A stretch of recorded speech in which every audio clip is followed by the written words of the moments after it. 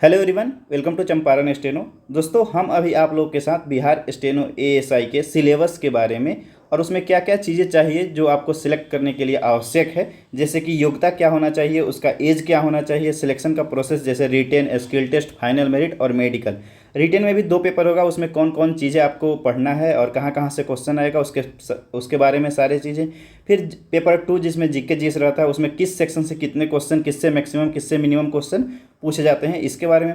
पिछले ईयर का रिटेन का कट ऑफ कितना था उसके बारे में डिस्कस करेंगे। फिर आपको स्किल टेस्ट में क्या क्या होगा, steno test, typing test, computer test, इसके बारे में।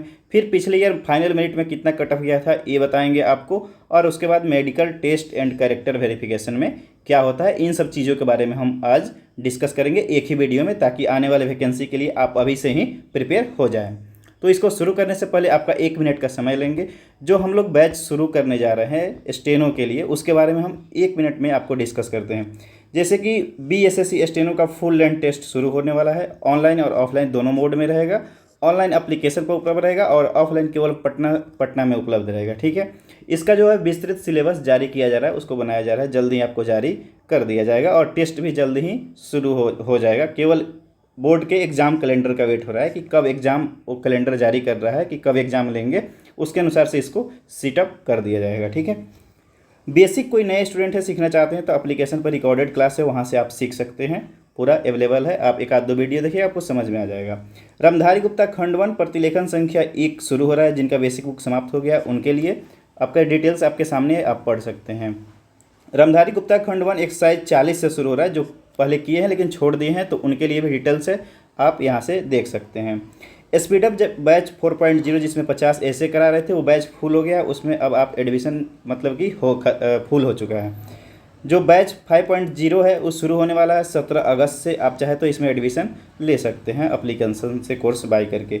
खंड 2 रामधारी गुप्ता खंड 2 शुरू होने वाला है कल से। ठीक है, कल से शुरू होगा, मॉर्निंग आपका 7 बजे, मॉर्निंग 7 बजे, और मेरे द्वारा ही लिया जाएगा। तो आप एप्लीकेशन से इसके कोर्स को बाई करके आप ज्वाइन कर सकते हैं। डेमो भी ले सकते हैं, कल से डेमो शुरू हो रहा है। टेलीग्राम चैनल ज्वाइन कर लीजिए, वहाँ पे डेमो का लिंक मिल जाएगा, वो आपको दिया जाएगा। इसमें क्या होगा कि पूरे आउटलाइन का वीडियो बताया जाएगा, फिर प्लस पीडीएफ, रोज़ लाइव डिक्टेशन दिया जाएगा, प्लस रिकॉर्डेड भी रहेगा। और स्पीड 70 से शुरू होकर आपको 120-30 तक पहुँचा दिया जाएगा। ठीक है, उसके बाद एक चलता है टारगेट हिंदी डिक्टेशन बैच, जो मतलब सीख चुके हैं, जिनका 80+ स्पीड हो गया है, उनके लिए है। इसमें रामधारी गुप्ता खंड 1, खंड 2, ऐसे, monthly magazine, Mewar, newspaper and other dictation mix करके रोज़ आपको 3-4 डिक्टेशन बोला जाएगा और उसको पढ़वाया जाएगा। ठीक है, इसका मंथली चार्ज है और टाइम 9 बजे शाम में है, दीपू सर के द्वारा लिया जाता है। ठीक है, और कोई भी जानकारी चाहिए तो आप इस नंबर पर व्हाट्सअप करके पूछ सकते हैं। अब आइए हम लोग इसको डिस्कस करते हैं बिहार स्टेनो एएसआई के बारे में। सबसे पहले देख लेते हैं कि भैया इसमें सैलरी मिलेगा कितना। ये लेवल 5 का जॉब है, इसका बेसिक जो पे है 29,200 है। ठीक है, ये सैलरी नहीं है कि बेसिक में आपका शुल्क दे, ये बेसिक पे होता है। इस पर बहुत सारा अलाउंस जोड़कर लगभग अगर आप ज्वाइन करते हैं तो आपको 45+ के आसपास में मिलेगा। ठीक है, और लास्ट में आपका 92,300 तक चल जाता है। मतलब आप स्टेनो एएसआई से प्रमोट होते होते अगर जाइएगा तो लास्ट में स्टेनो डीवाईएसपी तक बन जाइएगा। ठीक है, तब आपका इतना तक आपका पे स्केल पहुँच जाएगा बेसिक पे। स्टेनो टेस्ट भैया इसमें हिंदी स्टेनो में होता है, इंग्लिश स्टेनो वाले के लिए इसमें जगह नहीं रहता है। सिर्फ और सिर्फ हिंदी स्टेनो वाले ही बिहार स्टेनो एएसआई का फॉर्म भरेंगे और एग्ज़ाम देंगे हिंदी स्टेनो में। अब आते हैं इसके योग्यता के पास में, आपके पास क्या क्या चीज़ें होनी चाहिए इसका फॉर्म फिलअप करने के लिए। तो आपके पास 12th किया होना चाहिए, और या इसके समकक्ष कोई अगर पॉलिटेक्निक डिप्लोमा किए हैं 12th के समक्ष, तो वो भी इसके लिए योग्य है, वो भी फॉर्म फिलअप कर सकते हैं। इसके अलावा आपके पास एक कंप्यूटर का डिग्री होना चाहिए और नॉलेज भी होना चाहिए। डिग्री कौन सा होना चाहिए, तो भैया आपके पास डीसीए होना चाहिए, एडीसीए होना चाहिए, डीसीए या एडीसीए या कोई भी कंप्यूटर का डिग्री जो 6 मंथ से प्लस का डिग्री हो, जिसमें Word, Excel, PowerPoint, internet के बारे में जानकारी दी गई हो, वो आपका यहाँ पे वैलिड हो जाता है। ठीक है, और एक आता है केवाईपी, 3 मंथ का होता है भैया, इसकी वैलिडिटी इसमें नहीं है, ये इसमें नहीं लगा सकते हैं। और CCC ये भी नहीं लगा सकते हैं। ओ लेवल है, ओ लगा सकते हैं। मतलब 6 मंथ से प्लस का आपका कोई भी डिग्री रहेगा तो चल जाएगा, नहीं तो सिंपल आप डीसीए एडीसीए ले लीजिए, बात ख़त्म, ज़्यादा दिमाग मन नहीं लगाना है। दूसरा पॉइंट आता है इसमें कि आपका हाइट के बारे में। ठीक है, हाइट के बारे में कि हाइट और रनिंग इसमें होता है कि नहीं। बहुत सारे लोग पूछते हैं कि सर हाइट और रनिंग के बारे में। देखिए भैया, हाइट और रनिंग इसमें नहीं होता है। हाइट और रनिंग, चेस्ट, वो सब फिजिकल है ही नहीं, सिंपल तरीका से, इसमें फिजिकल है ही नहीं, कुछ नहीं, सिर्फ रिटन और स्किल टेस्ट है, पास करिए और नौकरी लीजिए। निवास प्रमाण पत्र आपको चाहिए, ज़रूरी है। जाति प्रमाण पत्र आप जिस कैटेगरी में हो ज़रूरी है। इसके साथ साथ अगर बीसी ईबीसी से आप बिलोंग करते हैं तो आपके पास एनसीएल होना चाहिए, लेकिन ध्यान दीजिएगा एनसीएल बिहार गवर्नमेंट का होना चाहिए, सेंट्रल गवर्नमेंट के मत बनवा लीजिएगा, नहीं तो फिर आपको दिक्कत होगा। बिहार गवर्नमेंट का एनसीएल होना चाहिए। ईडब्ल्यूएस एससी एसटी से अगर आप बिलोंग करते हैं तो उसका सर्टिफिकेट आपके पास में होना चाहिए। और स्टेनो और टाइपिंग के सर्टिफिकेट की कोई आवश्यकता नहीं है, इसमें नहीं लिया जाता है, ठीक है, सिर्फ कंप्यूटर का सर्टिफिकेट लिया जाता है। तो ये सारे क्लियर हो गया। अब आते हैं एज की बात करते हैं। भैया एज इसमें बड़ा मतलब कि खतरनाक है। मिनिमम 18 वर्ष है सबके लिए, कोई भी कैटेगरी में हो 18 वर्ष। मैक्सिमम एज की बात करें तो अगर आप जनरल से हैं, मेल या फीमेल कैंडिडेट हैं, तो बस 25 वर्ष तक ही आप फॉर्म फिलअप कर सकते हैं, ये ध्यान दीजिएगा, ठीक है। और अगर वैकेंसी आती है तो 1/8 से ही काउंट होता है, 1 अगस्त से ही काउंट होता है, देखें कई बार तो, ठीक है। तो इसके अनुसार से ही काउंट होगा। इस बार 2026 में आ रहा है तो 1/8 से इसका डेट काउंट होना शुरू हो जाएगा। बीसी और ईबीसी में यदि आप मेल कैंडिडेट हैं तो 27 वर्ष आपका मैक्सिमम एज। और अगर फीमेल हैं, यहाँ पे एक चीज़ छूट गया है, अगर फीमेल आप हैं तो 28 वर्ष है, ठीक है। अगर फीमेल आप हैं बीसी और ईबीसी में तो आपका एज 28 वर्ष तक है। अगर एससी एसटी में मेल या फीमेल है तो 30 वर्ष। पीडब्ल्यूएफ से हैं, पीडब्ल्यूडी से हैं तो आप जिस भी कैटेगरी में है उसमें 10 ईयर और जोड़ लीजिएगा, ठीक है, 10 ईयर की छूट दी गई है। तो आपको बातें क्लियर हो गई है कि जनरल के लिए 25 है, और बीसी ईबीसी में है मेल में तो 27, फीमेल में तो 28, एससी एसटी के लिए 30, ठीक है। अब बात करते हैं कि भैया ये तो चीज़ें हो गई, मेरे पास सब कुछ है, लेकिन सिलेक्शन कैसे होगा। सिलेक्शन में सबसे पहले आपको रिटन एग्जाम क्वालिफाई करना होगा, ठीक है। रिटन क्वालिफाई करिएगा तब आपको स्किल टेस्ट के लिए बुलाया जाएगा, स्किल टेस्ट क्वालिफाई करना पड़ेगा, देन आपका फाइनल मेरिट बन जाएगा। तो मेडिकल और कैरेक्टर होता है लास्ट में, ठीक है। अब हम लोग बारी बारी से इसको डिस्कस करेंगे। सबसे पहले रिटन एग्जाम, फिर स्किल टेस्ट के बारे में, फिर आपका फाइनल मेरिट, और फिर मेडिकल और कैरेक्टर के बारे में डिस्कस करेंगे। रिटन एग्जाम भैया 2 पार्ट में होता है, एक ही दिन दोनों एग्जाम होगा और ऑफलाइन होगा, ठीक है, ऑफलाइन होगा। और सेंटर कहाँ रहता है, तो सेंटर आपका पटना में ही मैक्सिमम रहता है, ठीक है। 1 डे रहेगा, एक ही दिन में रिटन एग्जाम आपका कंडक्ट हो जाएगा। उसमें 2 पेपर होता है, एक पेपर 1 और पेपर 2। ए फर्स्ट शिफ्ट में रहता है जिसका टाइमिंग 10 बजे से रहता है, मैक्सिमम चेंज भी कर सकता है आयोग के ऊपर, और एक रहता है 2 बजे से, ठीक है। पहला पेपर का बात करते हैं कि फर्स्ट पेपर में क्या रहेगा, जो मॉर्निंग शिफ्ट में रहेगा। मॉर्निंग शिफ्ट में आपका हिंदी रहेगा, जनरल हिंदी। इसमें क्या रहेगा, तो 100 क्वेश्चन आपसे पूछे जाएंगे जो MCQ बेस्ड रहेंगे, मल्टीपल चॉइस, ठीक है। और ये 100 नंबर का रहेगा। और आपको टाइम कितना दिया जाएगा, तो 90 मिनट, 1.5 घंटे का समय दिया जाएगा। इसमें आपको 30 नंबर लाना अनिवार्य है, इस 100 नंबर में 30 नंबर लाना अनिवार्य है। अगर 30 नंबर नहीं लाते हैं तो आप यहीं पे फेल कर गए, आगे आपको कोई कार्रवाई नहीं की जाएगी, ठीक है। ये जो नंबर आपका आएगा हिंदी में, उसको फाइनल मेरिट में ऐड नहीं किया जाता है, ये बस क्वालिफाई कर जाना है आपको कि आपके पास हिंदी का नॉलेज है। अब क्वेश्चन इसमें कहाँ कहाँ से आता है, तो व्याकरण से आता है, और कुछ चीज़ संक्षेपण वाला भी रहता है, और उसका ऑप्शन दे रहता है क्वेश्चन देकर, इससे रहता है। ज़्यादातर क्वेश्चन आपको व्याकरण से देखने को मिलेगा। आपको एक PDF हम टेलीग्राम में शेयर कर देंगे, उसको अगर आप पढ़ लेते हैं तो आपको 30 नंबर आराम से आ जाएगा। पिछले 2-3 बार एग्जाम हुआ, उसी PDF को लोग पढ़ के और हिंदी पास कर गया है। तो आपको भी टेंशन नहीं लेना है हिंदी के लिए, बस एक PDF हम देंगे, उसको रट जाना है, बात खत्म, उसका पेपर समाप्त। अब आते हैं हम लोग पेपर 2 में। पेपर 2 बहुत इंपॉर्टेंट है भैया, काहे इंपॉर्टेंट है, तो इसी से आपका फाइनल मेरिट बनने वाला है, ठीक है। इसमें क्या रहेगा, इसमें भी आपसे 100 क्वेश्चन पूछा जाएगा, ठीक है। और एक क्वेश्चन 2 नंबर का रहता है, ठीक है। तो 200 नंबर का हो गया, यहाँ 100 नंबर लिखा गया, 200 नंबर का हो जाता है, ठीक है। तो 100 क्वेश्चन रहेगा और एक क्वेश्चन 2 नंबर का रहेगा, तो 200 नंबर हो गया। टाइम कितना रहेगा, तो 120 मिनट, ठीक है। 2 घंटे का आपको समय दिया जाएगा। निगेटिव मार्किंग भी इसमें रहता है 1/5, ठीक है, 0.2 जो बिहार दरोगा में रहता है, सेम चीज़ इसमें भी है, ठीक है। तो इसमें भी निगेटिव मार्किंग रहेगा 0.2, और इसी पेपर से आपका फाइनल मेरिट बनने वाला है। तो पेपर 2 काफ़ी इंपॉर्टेंट है। अब इसमें हम लोग डिस्कस करेंगे कि पेपर 2 में क्या क्या चीज़ें हम लोग को पढ़ना है, ठीक है। तो पेपर 2 में आपको हिस्ट्री पढ़ना है।